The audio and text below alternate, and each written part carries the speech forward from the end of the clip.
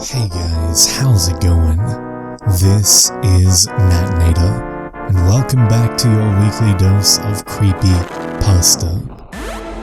We got ourselves a slow burn this week, so settle in. And while you're getting settled, we of course have to give thanks to the members of the Coven over on Patreon.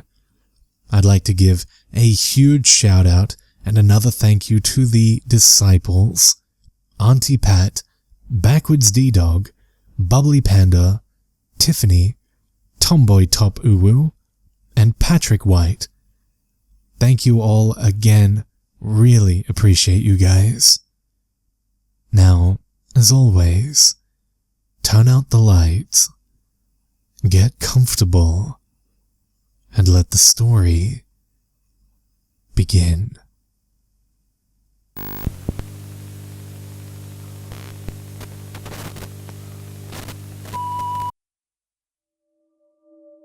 The engineer sat quietly in his chair, hands folded in his lap, staring at the blank walls of his office.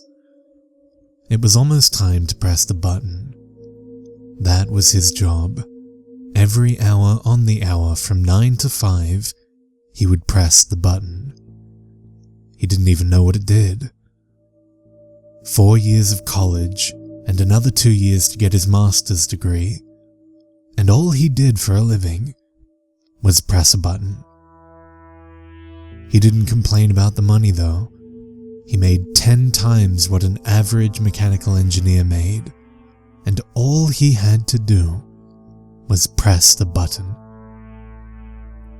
It wasn't as easy as one would think though. He could never be late, never call in sick, never nod off, even though there was nothing else to do except wait for the hour to come. Books, as anything else that might distract him from his task, were forbidden in his office. Every day, coming and going, the engineer had to force his way through a crowd of protesters, shouting things like, "Give us back our babies." He had no idea what that meant, and had no desire to find out. He came to work to do his job, press the button 8 times, collect his paycheck, and go back home to his family. His family. The engineer had a 9-month-old son, and sensed the unease that the demonstrators outside his office felt. He had trouble pushing the thoughts from his mind. What had happened to their babies? Why did they think that his company was responsible? He'd never seen any babies, pregnant mothers, or, for that matter, anyone who didn't work there enter or leave the building. Granted, his office was but a small part of a large campus. Sitting out there in Whitehall near the airport was perhaps the largest military logistics campus that existed in the United States. Logistics, particularly combat logistics, generally meant finding a way to get things that kill people delivered to other people who use those things to kill the aforementioned people. He saw no ties to babies in that equation. As far as he knew, the campus consisted of 5 large office buildings, much larger than his, a National Guard barracks, 5 humongous hangars where they kept God knows what, a rail yard, and enough stores and entertainment facilities to accommodate the 5,000 people who lived on the campus. The campus was surrounded by a double set of 18-foot-high chain-link fences topped with razor wire. The engineer's office sat just outside one of the sally ports entering into the campus proper. He had never, ever been inside the fences in the 10 years that he had worked there. Worked where? Come to think of it, he didn't really know. He assumed that it was connected to the logistics campus because of the proximity, but there were no actual identifying marks on the building itself, just an address painted in foot-high black numerals on the white stone facing of the structure. He didn't pay much attention to the place, really. He remembered that 10 years ago, when he first interviewed for the job, he arrived at the place thinking that it looked as if it was built in the 1950s. He'd just recently moved to the area, so, as far as he knew, it had been there that long. He'd been instructed to dress professionally every day, indicating a button-down shirt and tie, but not necessarily a sport coat or jacket. He had a badge to permit him entry, but it had no text on it. It was simply a white plastic rectangle with a blue square in the middle of it. He assumed that there was some sort of RFID chip inside. Even his salary gave no indication of whom his employer was. His pay was directly deposited into his bank account under the innocuous name of Employer C. He received no pay stubs, of course. The benefits were great, but even then, his insurance cards listed his employer as Employer C, with a group number of 00000. The platitude, "Ours is not to question why, ours is but to do or die," crossed his mind often. Daily, in fact. Perhaps because it was painted on the wall in his office lobby. Oops, 10:54 a.m. Time to concentrate. At 5 minutes to the hour, he would begin focusing his attention on the button and the clock.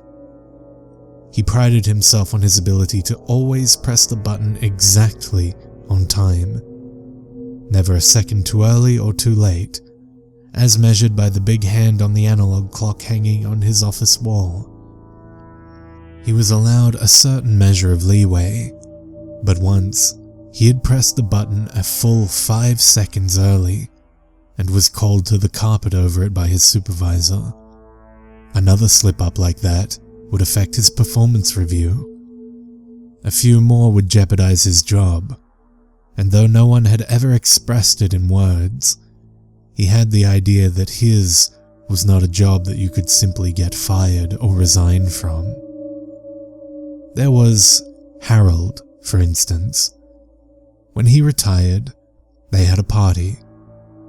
Well, not a party really, but Harold, he and some other employees gathered in the lobby for cake. They were each allowed to take a piece back to their offices. He told Harold to keep in touch, but Harold just blew him off with a tear in his eye. The engineer guessed that Harold was sad to go and would really miss his job. He must have been right, because Harold turned up dead a day later, hung himself from a clothes rod in his closet with a belt, apparently. The engineer had allowed his thoughts to wander. 10:59 a.m., and the big hand was on the 9.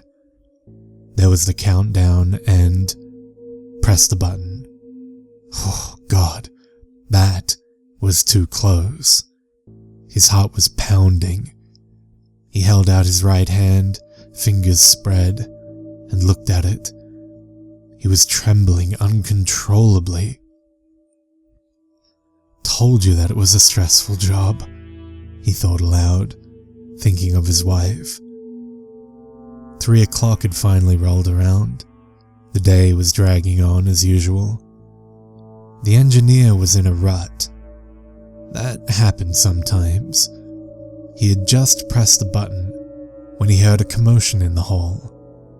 He stood and was about to head for the door when Justine opened it and pushed her way through, slamming it behind her. "We have to leave," she shouted at the engineer. Leave? But we can't. It's not 5 yet. I need to press my button one more time before the end of the day." "Forget the button. We need to go now, while we still can." No, absolutely not. I can't." The engineer was cut off as Justine grabbed his right wrist and dragged him back through the doorway. People were running up and down the hall, some carrying sheaves of paper, others carrying trash cans or boxes bursting with journals and logbooks, all making their way to the incinerator room. He had noticed it before, but never been there. He thought that trash incinerators went out in the 60s, probably outlawed, and it was a leftover from the days when the building had been first put in use. Jimmy pushed his loaded mail cart down the hall, nearly toppling it as he made a quick turn into the incinerator room. As the young clerk opened the door, the engineer choked on the smell of singed paper and ash. "What's going on?" Justine stopped and turned back briefly. "I told you," she growled. "We have to leave now." The engineer just gawped at her. He would obviously not be getting an answer anytime soon. He figured that he'd better just keep quiet and follow instructions. Whatever was going on, it seemed serious. Justine kept pulling and led him toward a rear fire exit. The door had been labeled fire exit anyway, and open only in case of fire. The engineer always followed the rules, so of course he never opened it.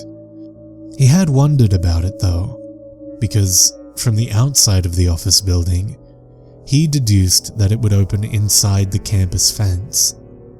Now, he was being hauled through it. He was correct. As they emerged through the doorway, he saw that they were inside the inner campus fence. There were people, civilian people, thronged outside the outer fence.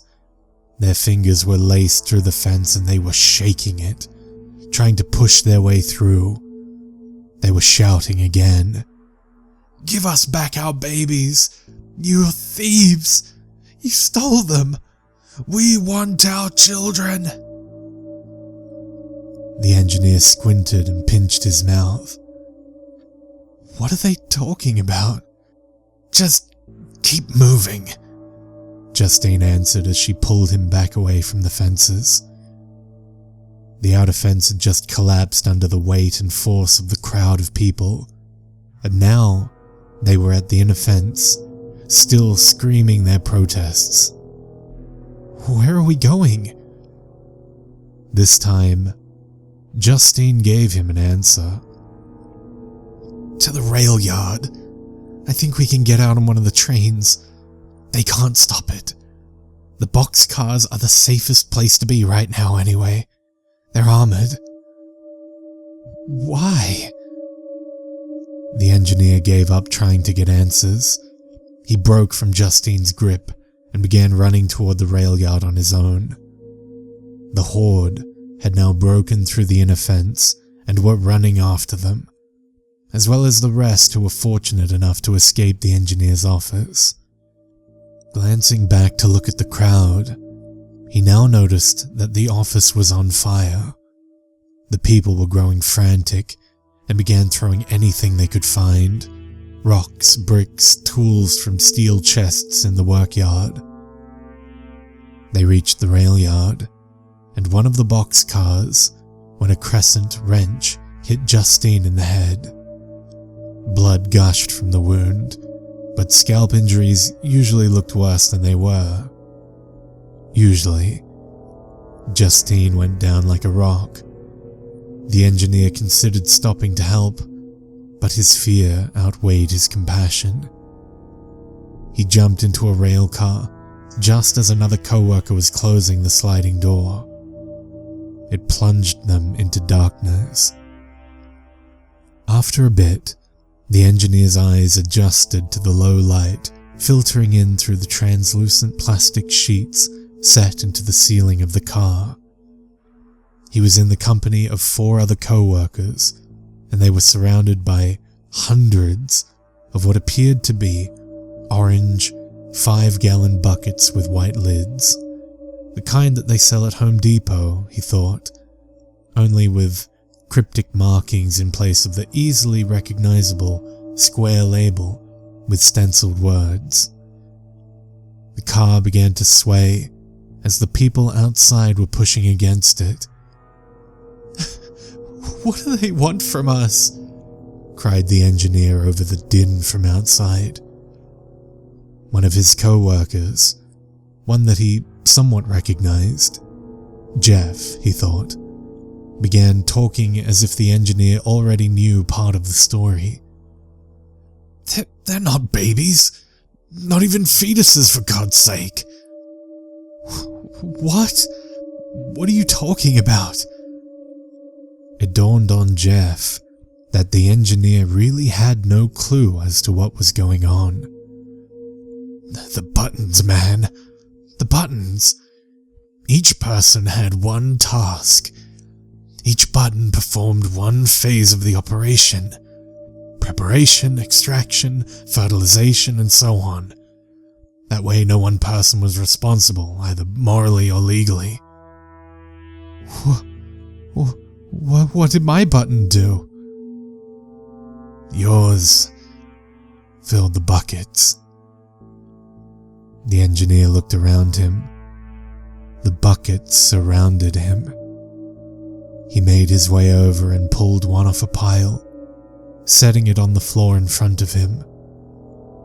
He reached down and pulled off the tab which sealed the lid. Not wanting to draw out the suspense, he tore off the top and looked inside. "Oh," whispered the engineer.